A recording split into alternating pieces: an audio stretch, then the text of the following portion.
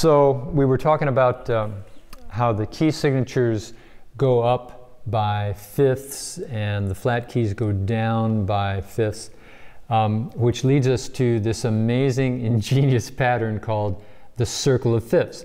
Now you definitely have to look in your book, because this chart is, it's an amazing thing. It's just one of those, when I think about God and music, and I think like in the blink of an eye, you know, He created this whole audio system full of frequencies, and He gave us ears and follicles so that we can examine these ratios of 20,000 different frequencies and communicate stereo images to our brain, and don't get me started.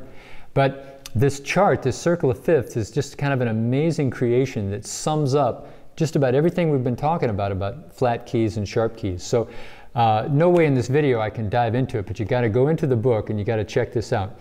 But these are the cliff notes. These are just kind of the basic simple nuts and bolts. If you look on the top of the chart, you notice that the key of C is at the very top. Now, like we said, that's the simplest of all the keys. And you notice in the key signature there's no sharps or flats. So in other words, if you look at a piece of music and there's nothing there, you know it's in the key of C.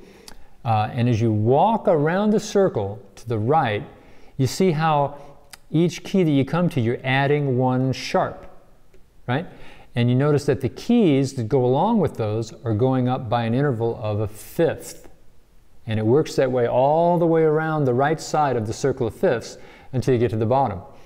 Now, if you go the other way, if you go counterclockwise around the circle, notice the same thing, only backwards, having to do with flats. So you got C at the top.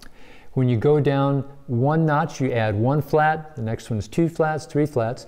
And look at what the keys do. The keys go down by fifths. See? So you start with C at the top, then you go down one to F. The next one down is B flat. Next one down is E flat.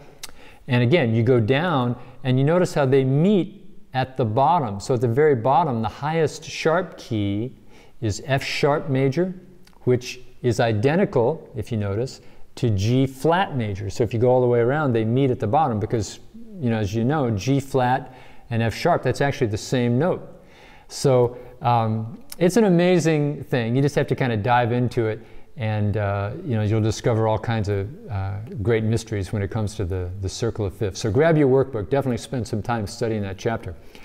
Now I do want to say this. You know, for some people, you know, if this is like new material for you, there's no reason that this should be scary. I'm kind of going back to that simplicity thing, because the truth of the matter is 90% of the music that we're going to play, especially modern worship music, is going to be in major keys. It's going to involve simple triads. You don't need to understand the complete circle of fifths to start going out and using your gift to make worship music. It's just like anything else. You don't have to wait until you're an absolutely perfect Christian to share Christ. So don't feel like if this material, if you're feeling a little bit sluggish and you're just kind of diving into it and you're not sure, don't let that stop you from going out and making great music, okay?